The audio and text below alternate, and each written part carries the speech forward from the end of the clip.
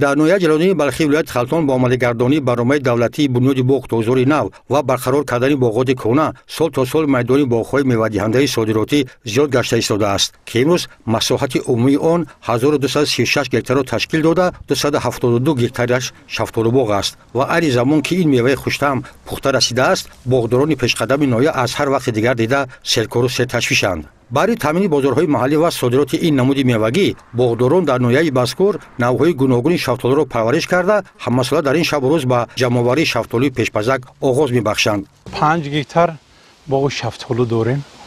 اکنون هم یک 8-10 نوع شفتالو در این باغ ما پرورش میکنیم. موسم یکم نوعی که میپزه سرش حاضر ما چینده به خریدارو ایسر باغ داده ایستادیم. وقتی که خریدارو ایسر زمین می به نرخ ارزان‌تر مثلا ما 6 سومانی حاضر داریم میشینیم میتیم خودش چینده گرفته و بازار صادرات کجا که بخواهند میبرند. با گفته کشاورزان نویه جلالدین بلخی در سمت باغداری و استحصال میوه شادبار شفتالو نسبت به دیگر شهر و نواحی ولایت خلطان فرق کننده است زیرا اکثر خواجگیداران در نویه مذکور محض بر پرورش نوع‌های گوناگون این میوه خوش‌طعم مشغول گشته و در این سمت تجربه بای نیز دارند. مورد به ذکر است که حاصل پخته رسیده باغ‌های شفتالو را خریداران با نرخ دسترس از طریق زمین خریداری نموده با بازارهای مملکت وارد می‌سازند. همین شفتالو نسبت دیگر میوه تربیت کردنش خیلی‌تره. تیز در حاصل بدرویم فقط نزدیکی بسیار. کسی که محنت کنه به هیچ محتاج نمیشه.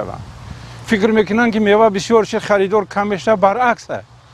وقتی که میوه بسیار بین دیگه مملکت خارجی صادرات میشه میان زوره کرده خودشون مقصد که ماشین میارن برای که بگیریم بار کنیم بریم نرخش برعکس با بلندتر میشه. وقتی که همین صادرات بسیار اگه شد همینجا میشه مردم فکر رو خیال میکنن که همین میوه بسیار شد خریدار کم میشه و یا ارزان میشه. این خیلی برعکسه. برای همین یک وجب جا هم باشه زمین رو خالی نمونن. اول هر کس دیخونی به هر راه میکنه که می دیخونی مو باغ پروریه توصیه میتونیم که درآمد خوب از همه همین باغ پروریه. باید گفت که شروع از آخر ماه می تا به اولهای ماه اکتبر باغداران نویه حاصل باغ‌های خویش را دوره به دوره جمع‌آوری و به فروش میگذارند زیرا در باغ‌های مذکور نوع‌های گوناگون این میوه پرورش میگردد.